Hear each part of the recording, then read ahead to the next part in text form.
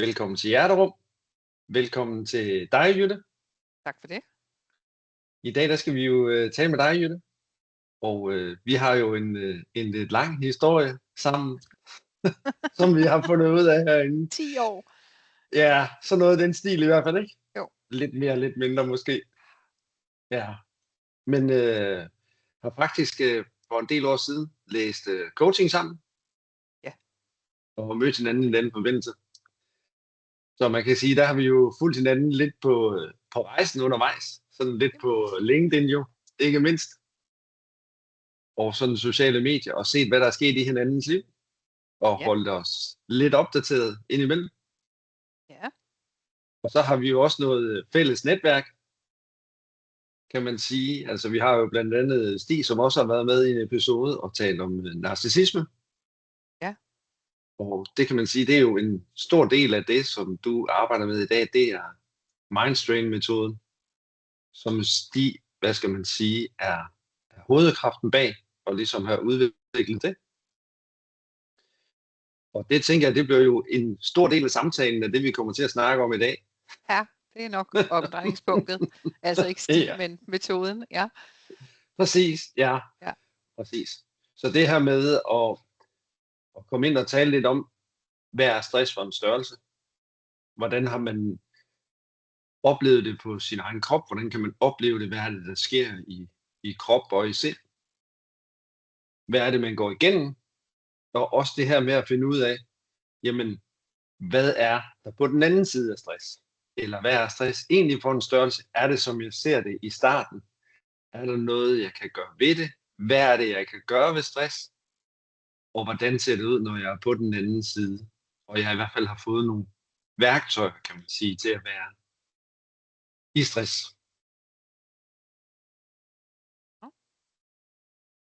Så Jytte, jeg tænker, at måske så vil du starte med at fortælle lidt om dig. Jeg kender dig jo primært fra den her coaching-delen. Ja. Men jeg ved, at du også har en anden baggrund, kan man sige, som du har beskæftiget dig med. Et arbejdsliv, der kommer før alt det her med coaching. Og det er jo sådan noget, du snuste lidt til, som vi har snakket om for lidt over et årti siden. Det er lidt ligesom... en gyser, det er så lang tid siden, Henrik. Det er det altså. Ja. Men det kan vi nok ikke komme udenom. Nej. Jamen, altså, jeg har haft et helt almindeligt lønnet arbejdsliv, som så mange andre. Og gik i gang med noget kommunikationsuddannelse. Mest fordi jeg synes, det var super irriterende, at folk ikke forstod, hvad jeg sagde. Og så må man jo gøre noget ved det.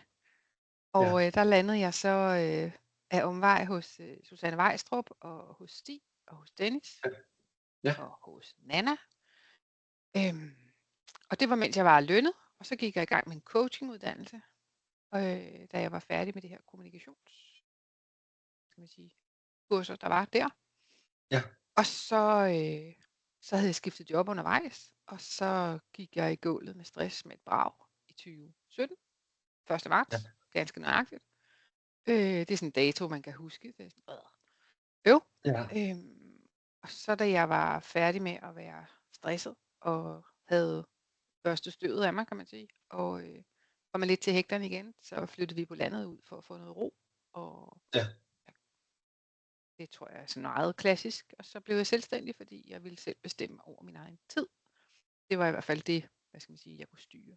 Jeg kan jo så konstatere, da jeg tog uddannelsen færdig i coaching hos Sofia Manning, og bagefter tog overbygningen hos Stig på selve Mindstrain-metoden, at hvis jeg nu havde kendt den her metode, Mindstrain-metoden inden, så var det aldrig nået til at lande med et brag med stress. Altså det er jo virkelig noget, der giver nogle knups. Ja. Så det er meget kort, ikke? Det var lige 10 år. Jo, det var der blev kogt sammen kort og komprimeret. Ja. Yes. Men det synes jeg er så fint. Ja. Så for mig var stress sådan en, hvad fanden er det, der foregår? Altså, men jeg var simpelthen ikke i stand til at gå på arbejde. Der havde været for meget i gang i for lang tid, og det viser sig, at man kan ikke tåle at sove kun 2-3 timer en måneds tid. Det er faktisk ikke sundt. Det lyder meget, meget lidt. Ja, men du ved, jeg var nok yngre, tror jeg, og var ikke sådan særlig indsigtsfuld på, hvad er det egentlig, det vil sige det her med den søvn. Og så var der bare for meget i gang på nogle opgaver, som ikke virkede på den måde, de skulle. Og det kan man ikke blive ved med. Det kunne jeg så heller ikke. Og så tror jeg, det er sådan, det kan jeg da høre fra andre, der har været nede med stress 1, 2 eller flere gange, at på et tidspunkt, så trækker man stikket på det projekt, der gjorde, at man landede i stress, og så gør man noget andet, fordi man selv vil bestemme et eller andet. Ja. Og det er der, hvor Mindstrain-metoden i virkeligheden gør den helt store forskel, fordi der kan man egentlig blive ved med det arbejde, man for eksempel har, men man får lært en anden måde at tænke om tingene på, som gør, at man kan blive der, hvor der måske er opgaver, kollegaer osv., man synes er super interessant. Og så lærer man at håndtere det, man ikke bryder sig om, på en måde, så man ikke bliver syg af det. Det er sådan meget kort fortalt. Ja. Og det er jo super vigtigt, kan man sige, det der med at få nogle værktøjer, ligesom jeg kan i hvert fald se et ikigai, eller en mening med det, sådan altså virkelig at have sådan et livsformål med det der med at sige, jamen hvis du har oplevet stress på egen krop, egen sind, hvis du har oplevet det der med, okay, nu er jeg nede og ligge, jeg rejser mig simpelthen ikke, før altså kroppen er ikke i stand til det. Altså det var den ikke. Jeg har jo nogle klienter nu, som fortæller, at de har været sengeliggende eller hospitalsliggende i et langt stykke tid, simpelthen fordi deres krop, du er simpelthen nødt til, altså nu holder jeg dig fandme liggende her, til du har forstået det. Og det er jo det, der er så fantastisk ved kroppen, men hvis ikke man forstår den signaler, så bliver det jo sådan en, hvad fanden er det, der foregår, Gud? Er det virkelig så slemt? Og det må man sige, ja det er det, men det er jo ikke det samme som, at der ikke kan gøres noget ved det. Nej. Men det kræver, at man gør tingene på en anden måde, end det man gjorde, da man landede i stress. Og det tror jeg, altså stress, det er jo sådan en gammel 80'er-levn på en eller anden måde, ikke? At da vi havde alle de her organisationsteorier, der kom op på det tidspunkt, når man begyndte at tage de her merkonomuddannelser, så var der også noget organisationsteori. Der stress, det var sådan noget, som var arbejdspladsens skyld, og man kunne sige, at arbejdsmiljøet var en stor medvirkende faktor, og folk, der ikke kunne håndtere stress, det var sådan nogle svage pisser.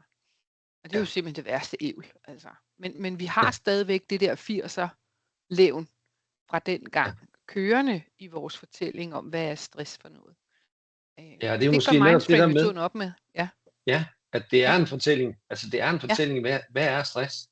Det er jo sådan et eller andet, så bliver der sådan en eller anden kollektiv fortælling, og hvis ikke der er nogen, der ligesom stiller spørgsmålstegn ved det, så er det bare den, vi fastholder. Ja, og så sidder vi i saksen, ikke? Jo, præcis. Så man kan sige, jamen det kan godt være, at der er et arbejdsmiljø, man som person ikke kan tåle.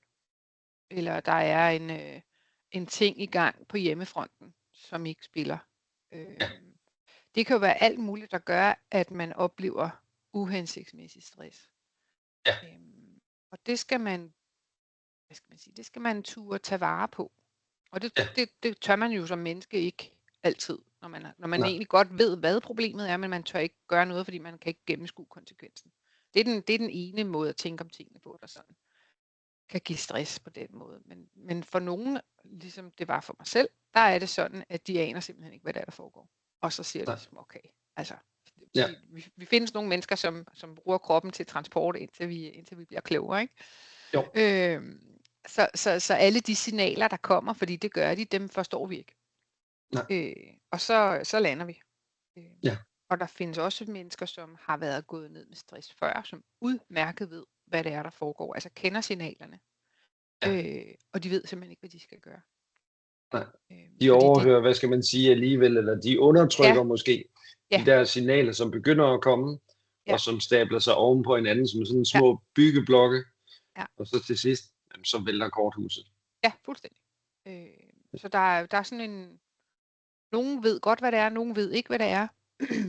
Og det er selvfølgelig super svært at opdage, når ikke man ved, hvad det er, de her signaler betyder, så kan det jo være, det er nok bare noget hovedpine. Jeg har også siddet og kigget ind i en skærm i 4 uger i streg, ikke? Fordi jeg laver noget, der er meget vigtigt. Ja, okay. Men det er måske ikke prøvet så meget luft. Jeg har ikke prioriteret mig selv. Jeg har... Og det kan vi jo alle sammen godt tåle. Det vi sådan set udviklet os til. Vi kan godt tåle pres, vi kan godt tåle stress, vi kan tåle ret meget stress faktisk. Men vi kan ikke tåle at blive ved, hvis ikke vi får restitueret. Og så er det jo sådan lidt syret. Det synes der er mest irriterende faktisk ved stress. Ifølge Mindtrain-metoden. Jeg ved ikke, min mor, hun havde sådan meget med at sige, jamen uanset om du tænker, du kan eller ikke kan, så har du ret. Ikke? Og det er jo sådan noget, forældre de siger for at få deres unger til at gøre et eller andet, som de ikke har lyst til, matematik eller hvad fanden det nu kan være. Men det er faktisk lidt det samme mindstrain-metoden bygger på, fordi hvis du tænker, at stress er farligt, så er du fuldstændig ret. Hvis du tænker, at stress ikke er farligt, så er du fuldstændig ret. Ja. Men du skal stadigvæk sørge for at få din søvn og din mad og bevæge dig. Alle de her ting, det er der ikke nogen af tingene, som... Det er ikke nogen af måderne at tænke om tingene på, som afgør. Det er ikke en mirakel, kan man sige. Nej, det er det kan ikke. man sige. Det er det ikke. Du er nødt til at forholde dig til det, der foregår, men det er jo ikke det samme, som du skal sidde og stirre på det, for at være sikker på, at den ikke kommer og æder dig, hvis man skal sige det sådan. Ja. Og jeg tror også, det man kan sige, der sker mange gange i stress, eller kan i hvert fald ske, det er jo det her med, at måske mærker jeg sådan ligesom noget, der bygger sig op, men så risikerer vi jo nogle gange, så kommer der en udløsende faktor, vi ikke har set. Ja. Der er nogle ting, som man kan sige, vi har ligesom undersøgt og sagt, at vi ved, der er nogle ting, det kan være et pludseligt dødsfald, det kan være en ændring i samlivsforhold, en skilsmisse, eller et brud i en relation, det kan være flytning. Hvis man lige kaster sådan en ind i ligningen, jamen så sker der pludselig nogle ting, og det hele det bygger sig op, og så er det lige pludselig, som du siger, jamen ikke nødvendigvis bare arbejdspladsen. Så kan det godt være, at der er noget med miljøet, og der er nogle ting, jeg skal forholde mig til, men det er ligesom summen af alt det, der sker for os, der tilsammen gør, at nu er stressen i et niveau, hvor jeg kan ikke håndtere den, eller jeg får ikke sovet, eller... Altså, der kan være mange faktorer, der gør sig gældende, altså hvor der kommer mange, input. Vi har sådan en naturlig begrænsning på, hvad vi kan tåle på vores mentale bredbånd af gangen. Så skal der noget ud, for at der kan komme noget nyt ind. Det er sådan en neurologisk betingelse. Så er der selvfølgelig nogen, der kan jonglere meget, og nogen, der ikke kan jonglere så meget. Det er lidt forskelligt. Men det er rigtigt, at der kan godt være de her udløsende faktorer. Altså nogle af de klienter, jeg har, som er hårdest ramt, det er typisk unge mennesker, som er de nyuddannede, de nybagte forældre, så sover man ikke så meget. De har købt et hus, som de er i gang med at sætte i stand. Så har de måske også fået et nyt arbejde, og de vil gerne præstere. Hvis de så samtidig er perfektionister oveni, så er der altså smæk på. Og der er jo ikke noget galt med nogle af de her ting. Men når det kommer alt sammen på en gang, kan det godt blive for meget. Og så er det jo egentlig, altså når man laver den optælling, okay, der er det her i gang, og det her i gang, og det her i gang, og det her i gang, og det her i gang. Hvad tænker du egentlig selv om din evne til at jonglere så mange ting ad gangen? Og den er måske meget god, men måske var det også lidt optimistisk. Okay. Jeg kunne klare dem alle sammen. Hvad gør vi det så? Ikke? Altså, om jeg kan aflevere barnet til den forælder, der har barsel, er den, der er vågen om natten. Super. Så er der i hvert fald en, der får sovet sine 7-8 timer. Ikke? Lige så snart vi kan sove, så kan vi tænke bedre. Præcis. Det er jo ikke det samme som, at hvis du får dine 8 timers søvn, så oplever du aldrig stress. Altså sådan fungerer det ikke. Nej. Men vi er bedre til at håndtere det stress, vi oplever. Hvis det giver mening. Ja, man kan bedre fordøje, hvad skal man sige, det indtryk, der er, og de tanker, og de opgaver, der er, ikke? Jo. Så der kan være mange ting i gryden, men der kan også være, jeg har nogle klienter, hvor det kun er én ting. Den fylder sig til gengæld rigtig meget. Og så har der er nogen, som på arbejdspladsen, der er det egentlig rart at komme på arbejde, fordi nu skal de koncentrere sig i 7 timer om alt muligt andet, end det, der foregår derhjemme, som måske er det, der presser. Altså, så det er jo ikke, hvad skal man sige, rigtigt, at det, som presser den ene, også er det, der presser den anden. Og det er det, jeg egentlig godt kan lide ved mindstrain-metoden, det er, at når man lige har lært de her værktøjer at kende, så bestemmer du selv, hvad du gør med det, der foregår inde i dig. I stedet for, at man er nødt til at gå til en chef og sige, vil du ikke godt fikse arbejdspladsen? Yes. Kan man selvfølgelig godt gøre alligevel. Eller gå til sine kollegaer og sige, du er simpelthen nødt til at holde op med at tygge med åben mund. Ikke? Altså, eller hvad det nu kan være. Ikke? Det er der jo. Der er jo nogen, der får tiks af, men det er super, så vend dig om. Altså, hurtigere end at gøre noget ved den her kollega. Som jo også har lov til at være, som vedkommende er. Og så videre, og så videre. Ikke? Jo. Men så lander vi jo sådan over i den her snak om en form for psykologisk tryghed. Kan vi få lov til at være os selv, når vi er på arbejde? Og skal vi have lov til at være os selv? Hvor meget skal vi have lov til at være os selv, når vi er på arbejde? Og alle de her ting. Og der synes jeg, at jeg ser en tendens nu, som jeg er ret begejstret for, og det er, at lige pludselig så er det som om, at man har opdaget arbejdsmiljømæssigt, at det, som er godt for nogen, der ikke kan tåle at sidde i et storrum på kontor, det højner måske også kvaliteten og arbejdsglæden hos folk, som godt kan tåle at sidde i storrum. Ja. Så videre, så videre. Det er lidt interessant, at man er begyndt at finde ud af, okay, den der æske, vi gerne vil putte alle folk ned i, fordi så kan vi strømline det hele, og så er det nemt. Det spiller måske ikke så godt. Måske det fungerer ikke altid på samme måde. Nej, det tror jeg da vist nok, vi skal. Lad os bare se at komme i gang med det. Ja, præcis. Det kan jeg da sige selv. Det her at sidde i været i en virksomhed, en større virksomhed, international virksomhed, hvor man sådan ligesom har sagt, nu introducerer vi det her storrumskontor, og så skal vi alle sammen sidde i et fælles storrum. Ja. Men så nogle gange, så er der nogle ting, man ikke har tænkt igennem, og der er nogle medarbejdere, som altså virkelig ikke trives med det, som måske har nogle behov, der er anderledes end lige det, man tænker, den fælles proces egentlig har godt af. Ja. Og der er det jo også det der med, så mange gange, så kan man jo faktisk godt finde ud af det, og så ligesom sige, så kan vi flytte lidt rundt på folk.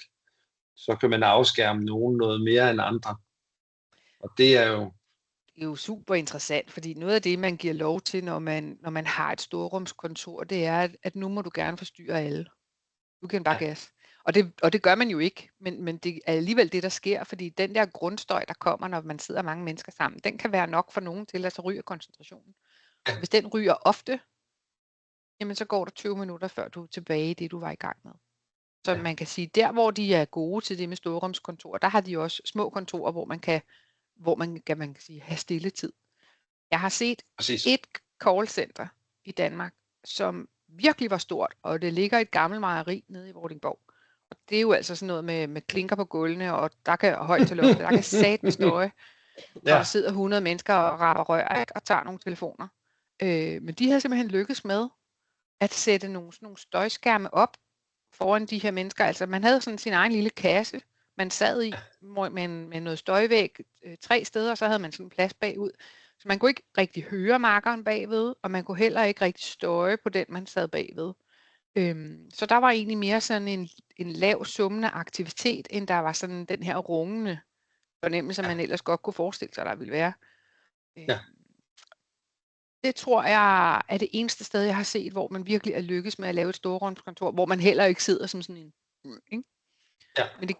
Men bare der er et menneske, der rejser derop og råber, hey Jørgen forresten, hvad med? Ikke? Så er det jo fuldstændig fucked. Og det er tit det, der sker, ikke? Fordi vi skal have fikset noget i en fart. Ikke? Vi har så travlt med at have fart på, i stedet for at vi lige baser lidt ned, og så tager den tid, der nu skal til. Men det ved du jo alt om. Det er jo, så er vi jo over i sådan noget mere i dit regi, kan man sige, i forhold til mindfulness og sådan. Ja, og man kan sige, det er jo altså et meget godt eksempel, jeg oplevede der sidst. Altså en ting er, at nogen har sværere ved at sidde i det miljø. Nogen har jo det her med, som du siger, hvis jeg først bliver høvet væk fra mit fokus, tager det mig lang tid at komme tilbage. Ja. Og der oplevede jeg faktisk en kollega, som ligesom sagde, da vi introducerede det her, vi fik flyttet nogle arbejder, som sagde, jeg er nødt til, når jeg sidder her, så er jeg nødt til, at jeg kan komme og tale til mig.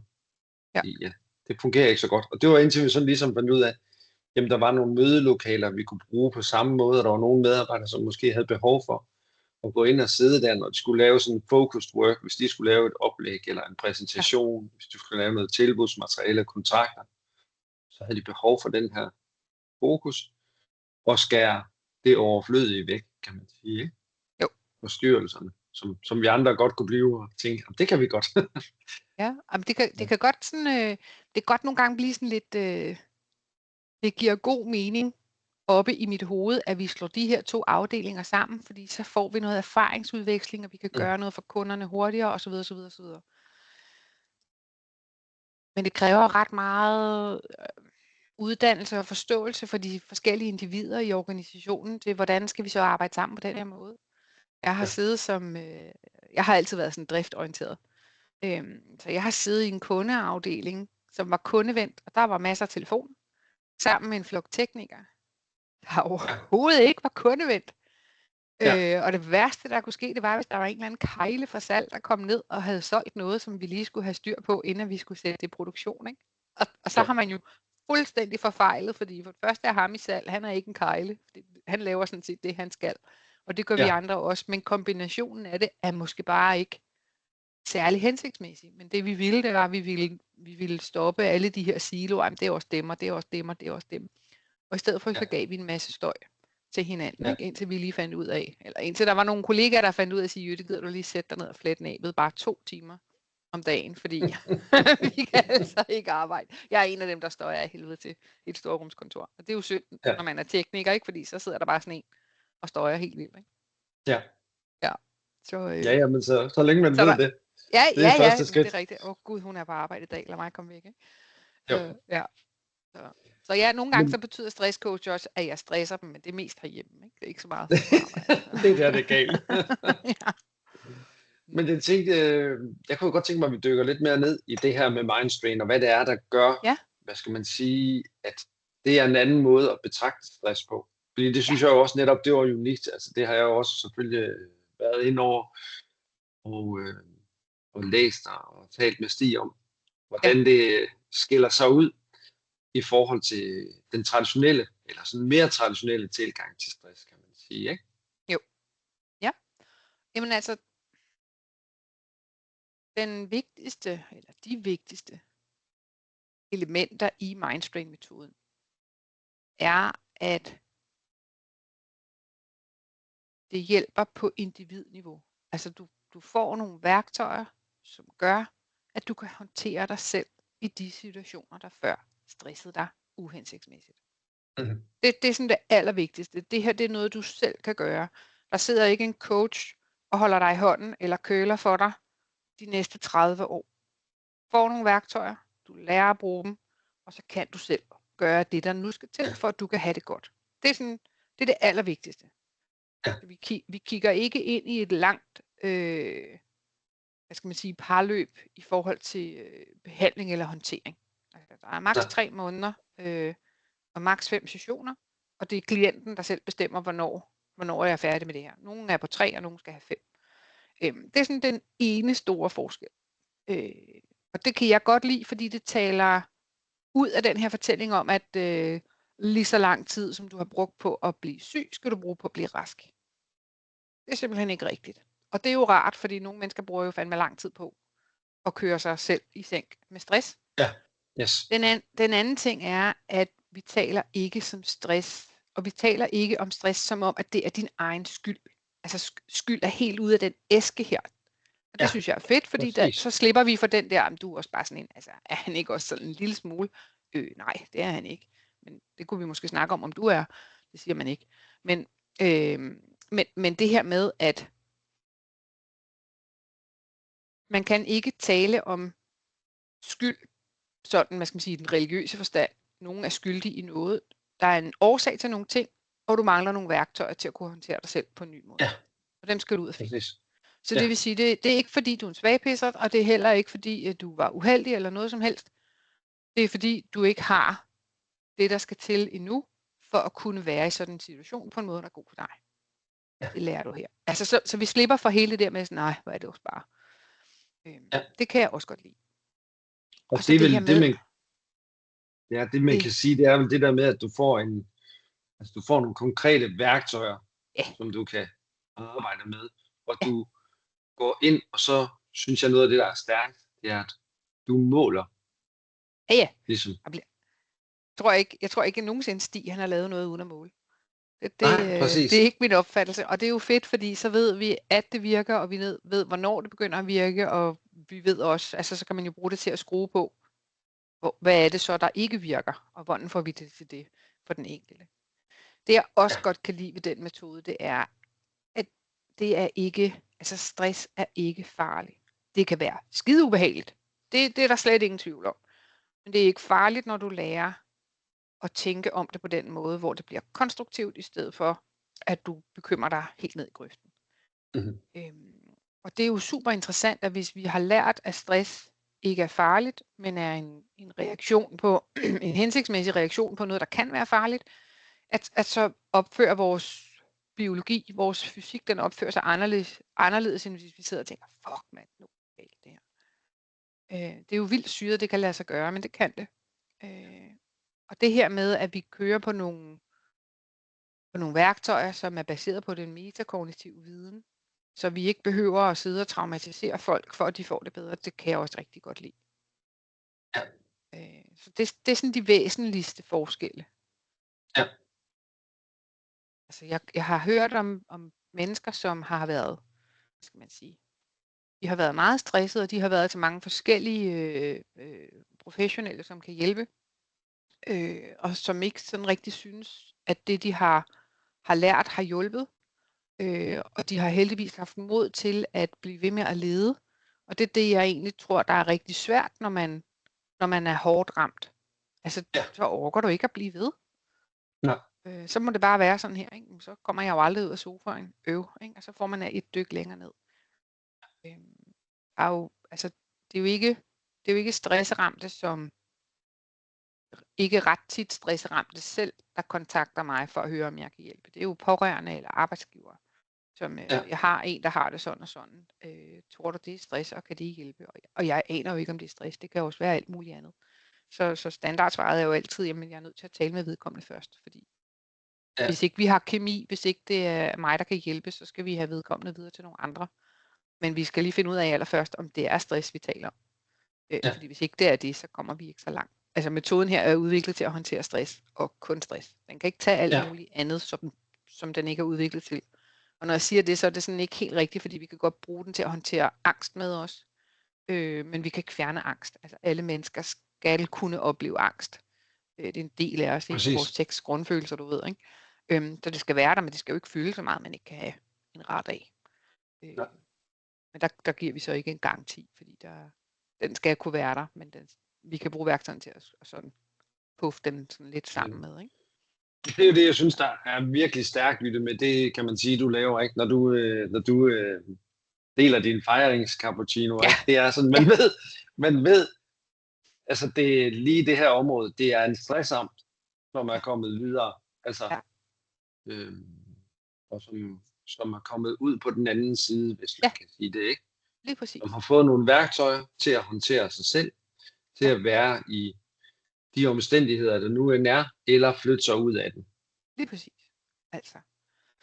Jeg tror også, det betyder noget for klienten, at okay, det her er en måde at tænke på. Altså vil sige, det er ikke mig, der er galt på den. Det er ikke mig, der er forkert. Nej. Det er bare fordi min hjerne, den ikke har lært det der endnu. Okay, det lærer den så nu. Og nu siger jeg bare, ikke, det må man jo ikke, når man coacher. Det ved vi godt. Men nogle gange er det bare i gåseøjne at få lært noget nyt. Det er jo ikke det samme som det er skide nemt at lære det her nye, fordi vi kommer jo med en måde at tænke på, som vi har gjort altid. Også selvom vi kun er 13 år, ikke? Men det er jo ikke det samme som, at så kan vi ikke lære det. Og det er jo ikke mig, der sidder og siger, at de her mennesker er ude af stress. Det siger de selv. Ja, altså. Præcis. Så det er sådan en, okay, tjek, bum. Ikke? Og vi tjekker jo altid ind på de sidste sessioner, men hvis du engang ude i fremtiden igen skulle opleve stress, hvor stor tillid har du så til, at du vil være i kontrol over den situation. Og der måler de sig højt. Altså, og det er jo faktisk noget af det, jeg synes, der er unikt. Det er det der med, at altså, de selv går ind og siger, okay, det her faktisk, du opbygger jo en tiltro til at benytte de værktøjer, som metoden den baserer sig på. Ja. Og det er jo virkelig stærkt, fordi hvor fanden? Altså, vi kan jo ikke undgå det. Altså, der er jo alle mulige, som du siger. Så er der en arbejdsopgave, der er vigtigt. Så kommer der en flytning. Så kommer der noget andet. Så er der familieforhold, arbejdsforhold, alt muligt andet, fritidsaktiviteter, man er i. Så er der noget der, som, hvad skal man sige, er belastende i en eller anden grad. Ja. Og det varierer jo altid. Ja. Og det er klart, hvis ikke jeg kan håndtere det, og det bare fylder sig ned i en eller anden samlet kasse, jamen så er det svært at være i. Ja. Og man kan jo også sige det sådan, altså de mennesker, som oplever et dødsfald, især fra folk, som står dem nært, det skulle være mærkeligt, hvis ikke de blev presset. Altså det er jo en naturlig ting, men det er ikke det samme som det er en rar ting. Det er det sgu da ikke. Det er da altså super nederen, og så gør det, der skal til. Og nogle gange så er det, der skal til i sådan en situation, det er, at man sætter sig i sofaen, og så æder man en serie på Netflix, mens man spiser sig ned i mørk chokolade. Eller hvad ved jeg. Ja. Altså, så er det det, der er den passende situation lige nu, og så er der måske overskud til at kunne noget i morgen. Men hvis du sidder og bliver ved med at spise den her chokolade, og ikke kommer videre, så er du ikke i gang med at håndtere dig selv på en hensigtsmæssig måde. Altså, og det er jo lidt, nogle gange så er det et spørgsmål om at ringe til en kammerat og sige, prøv lige at hjælpe mig med at distrahere mig, for nu magter jeg kan tænke på det her mere. Ja, okay. Hvis det er en god kammerat, så spørger man ikke ind til, om hvordan går det så? Og så har man startet det har vi fundet ud af. Så siger man, nu skal du med mig bare høre, hvad der skete for mig i dag på arbejde. Så man ligesom kan få lov til at koncentrere sig om noget andet. Ja. Så det er rigtig meget med, hvad man selv kan gøre, og at man selv kan gøre det. Og det kan jeg jo godt lide, at så bliver man herre i eget hus igen. Det er jo ikke det samme som, at man ikke må tage hjælp til alt muligt. Selvfølgelig må man det. Men det er dig selv, der kan og skal starte det, fordi det er dig selv, der ved, hvordan det går. Og det synes jeg er fedt. Og så er det jo det der med, hvad kan man sige, som jeg sådan forstår metoden, så er det det der med, at så bliver der skabt et rum til mig selv. Ja. Det er 5 timer, ligesom, der handler om dig. Ja. Og det er så ikke helt rigtigt, vel? Fordi den første session, der er det mest mig, der siger noget, fordi jeg skal aflevere de her værktøjer og sikre, at klienten kan lære dem. Men de næste 4, der er det mest klienten, der fortæller, hvad foregår der. Og hvordan går det med at bruge de her værktøjer, og hvad kunne der ellers være, og hvad kunne man ellers gøre. Og nogle gange så har de behov for, at vi taler om, hvad skal man sige, hvad fanden gør jeg med det her? Altså, der bliver ved med at komme mails i e-boks, og hver gang der kommer sådan en pling, og jeg får en notifikation, så får jeg det skidte. Okay. Altså, hvis det er din opgørelse, så kan man jo, din årsopgørelse, så er det jo helt vildt, så er det jo en vild reaktion at få det super skidt. Så hvad kan du gøre for at tænke om det her på en måde, så det bliver neutralt for dig? Det er måske for meget at gå over og sige, hold kæft, hvor er det fedt, nu kommer der en notifikation. Men vi skal have det sådan over i neutralt, så ikke det får lov at fylde så meget. Så hvordan kan du gøre det? Der kan vi godt gå sådan lidt på, hvad kan du selv gøre? Og det er jo måske ikke sådan decideret metakognitivt som sådan. Men det er jo for at give dem et spor, at køre deres hjerner ind i, hvad kan jeg så selv gøre? Og så det her med at lære mennesker, at selvom du tænker på noget, der normalt vil give dig, fuck det her, det er fandme ubehageligt, eller nu bliver jeg stresset, nu bliver jeg ramt, så kan du faktisk godt lære at kigge på noget, der normalt vil kunne presse dig, og så gå i neutral på det. Det er ret væsentligt, fordi ellers så sidder du bare og stiger på den der, fuck, det dur ikke. Så er der jo, det synes jeg er lidt syret, men sådan er der altså nogen, der har det. Og måske har vi det alle sammen sådan nogle steder i vores tankeprocesser. Der findes mennesker, for hvem det er nødvendigt at bekymre sig. Altså, du simpelthen, det skal man altså. Ikke? Ordentlige mennesker bekymrer sig. Og der er ikke nogen af os, der kan tåle ikke at være ordentlige, vel? Og en bekymring gør ikke rigtig noget godt for dem, så de kan godt lure, at det i virkeligheden er det ikke godt, men det er man altså nødt til. Okay. At der har vi nogle ekstra greb til dem, sådan så de kan lære, at det er ikke selve bekymringen, der får dig til at få det bedre. Det er det, du gør med bekymring. Enten er den jo en advarselslampe, som nu skal du ud med mig, så skal du springe for livet. Det skal man jo ikke stå og overveje, man skal, det skal man. Eller også, at okay, men den her måde at tænke om tingene på lige nu, hjælper den dig til at have det godt, eller tager den noget fra dig? Hvad kunne du tænke i stedet for? Okay? Eller den måde, du tænker om tingene på, hvis du nu holder op med det, hvad mister du så? Og der er faktisk mange mennesker, som har det sådan, så bliver jeg jo sådan en, man ikke kan tage alvorligt. Okay, så skal vi arbejde lidt ekstra der, ikke? Så det er ret interessant. Altså, jeg har jo verdens fedeste job. Jeg sagde det i går, ikke? Fordi der var jo en cappuccino op. Men jeg synes virkelig, jeg har det fedeste job i verden, fordi jeg får lov til at hjælpe nogen til at holde op med at have det dårligt, og så får de det bedre, og så kan de gå ud og blive ved med at have det bedre. Det er jo fantastisk. Det kan jeg sagtens relatere til. Ja, det er jo det der med, at det skal give mening for fanden, ellers er der ingen grund til at stå op. Nej, præcis. Og jeg synes, det der er så stærkt ved den her metode, ikke? Det er det der med, som du også lige beskrev før, jamen så første session, så kan det godt være, at du er på banen, og du fortæller, og du viser nogle værktøjer. Og det er klart, okay, første gang du giver en hammer i hånden, eller en sav, så kan det godt være, at jeg rammer mig selv over fingrene, eller det kan være, at jeg lige saver ind i blommen der.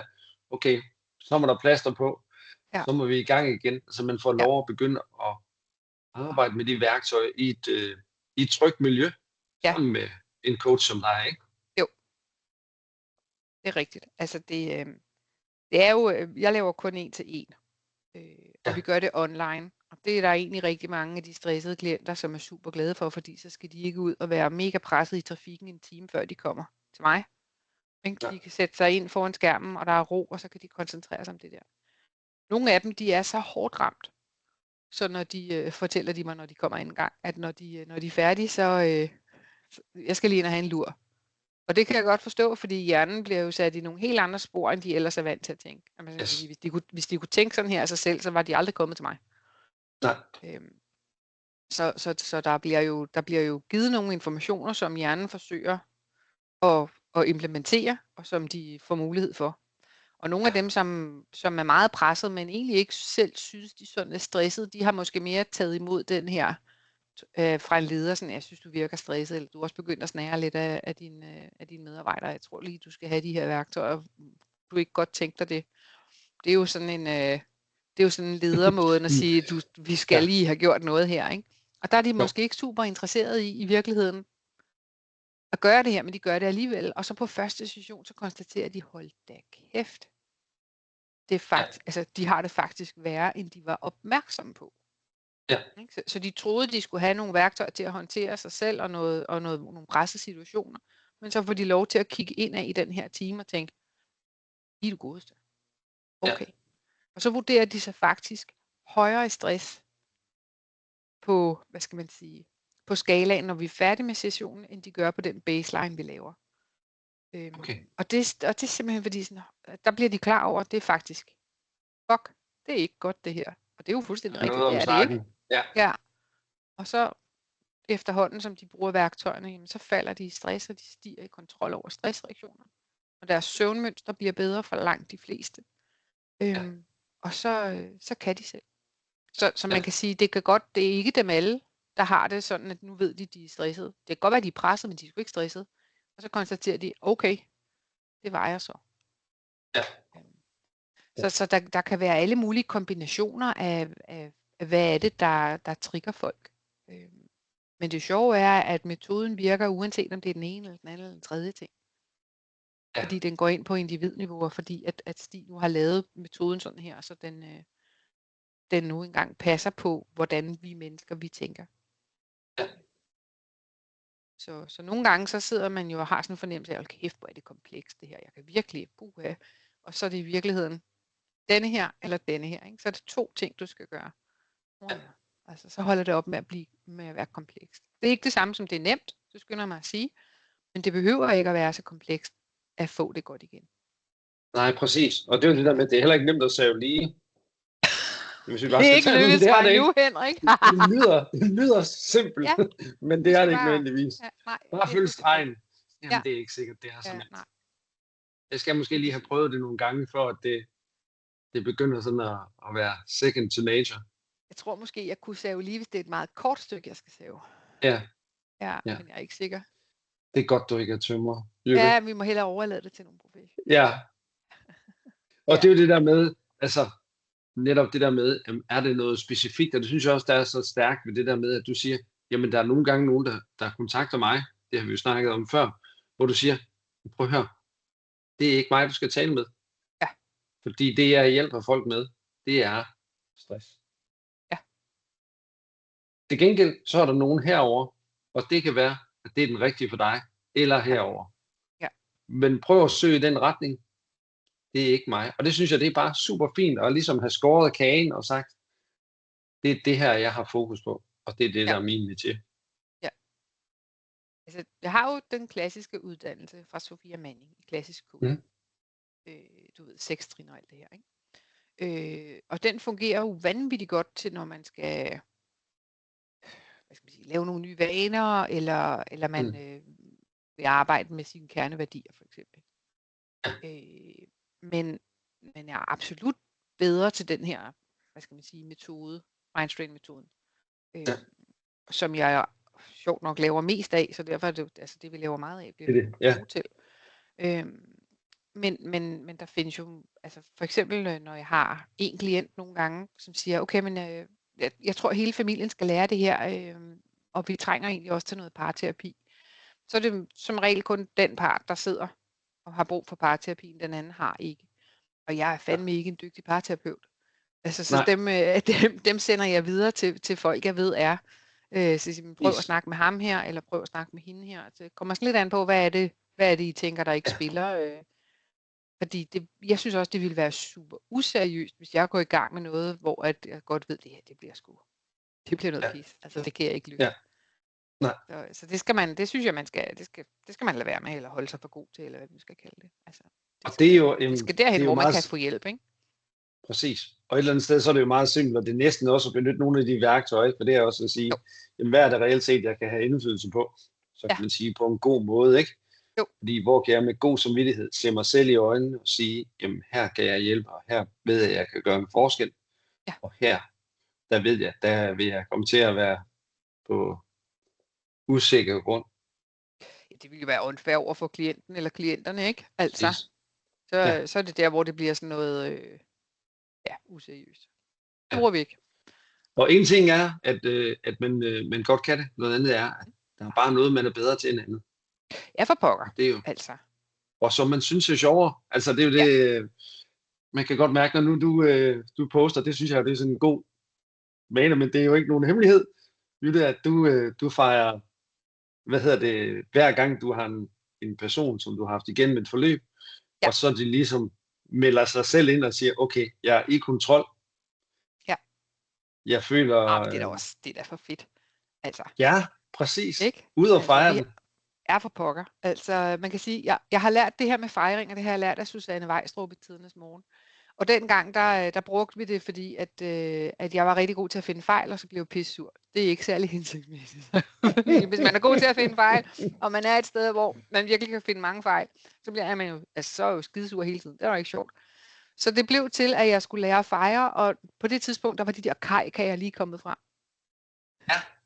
Og det var lidt problematisk, fordi målet var så, at hver gang jeg fandt en fejl, så skulle jeg spise en kajkage, og så kan man så sige, der gik altså, jeg tror, der gik 14 dage, og sådan, jeg skal ikke have flere kajkager, bare tage dem væk.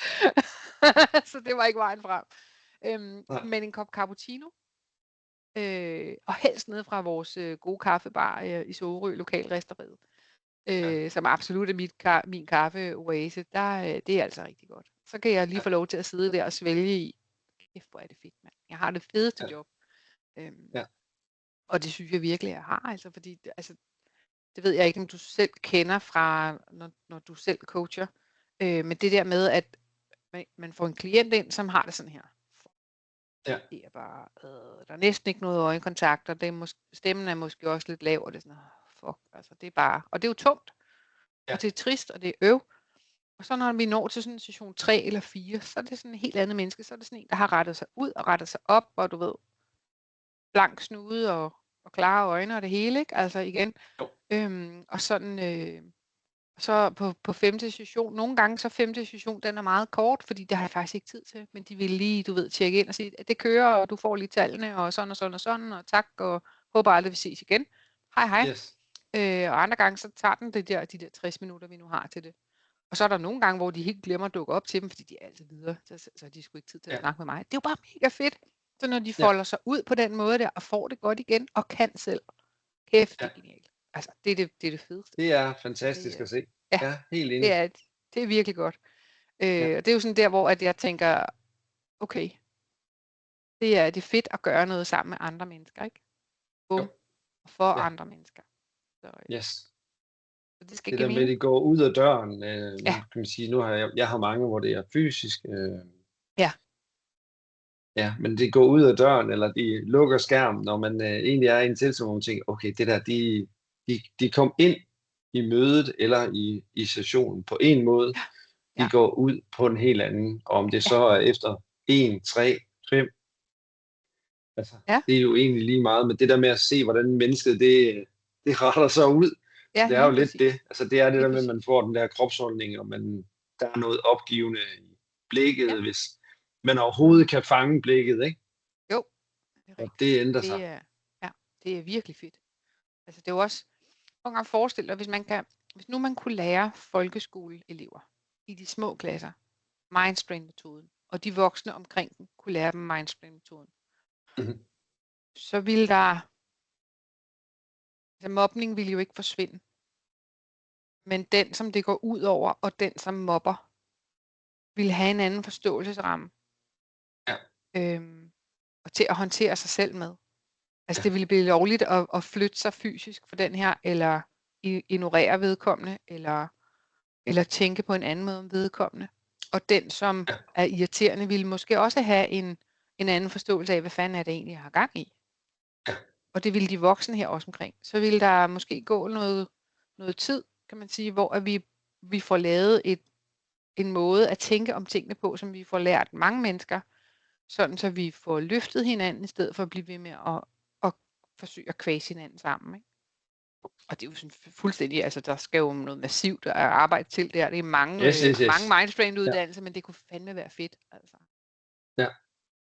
Hvis nu du skulle tage, og det ved jeg jo godt, det skal vi jo måske snakke med Stig om en anden gang, men hvis du skulle tage essensen ud af det her, og sådan sige, hvis jeg skulle sådan give et godt råd til folk, der sidder derhjemme, og sådan tænker, okay, jeg er måske stresset. Ja. Hvad er det så? Så synes jeg, at de skulle tage, og så skulle de finde ud af,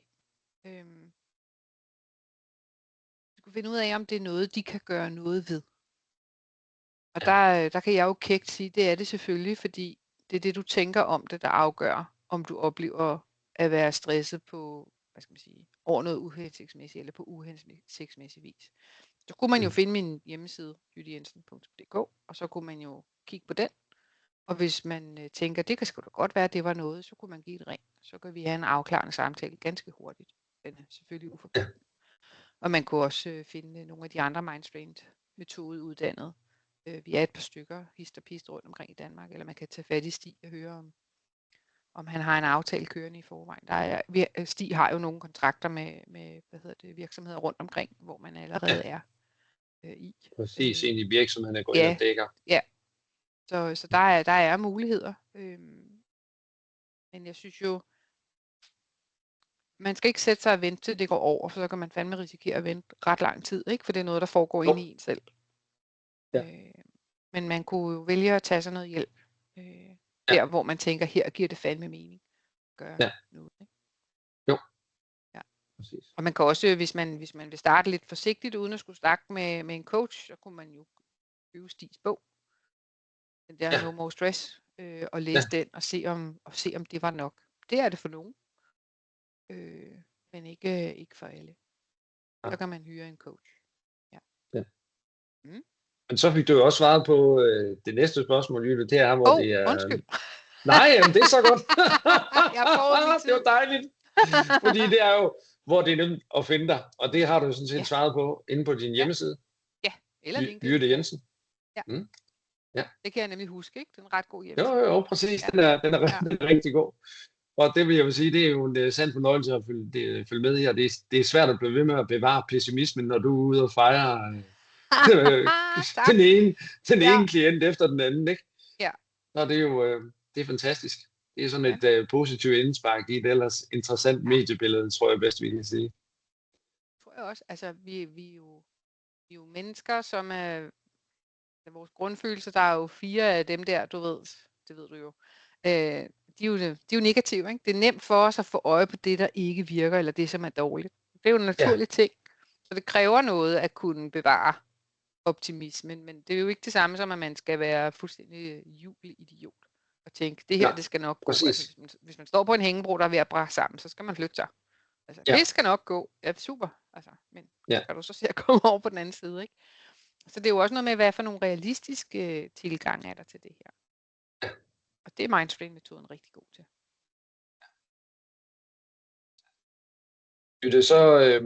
Så plejer jeg også at spørge, om der sådan er en enkelt bog, eller et menneske, sådan, som har har influeret dig meget? Ja, Eller sådan jamen, det er jo noget, rigtigt. og det er jo også et, hvad skal man sige, et lille tip måske til dem, der har lyttet med. Ja. Noget, som de kan tage og tage fat i. Ja, altså Stig Sølhøj har jo skrevet mange bøger, men især den der No More Stress, som egentlig er mindstrain-metoden i bogform.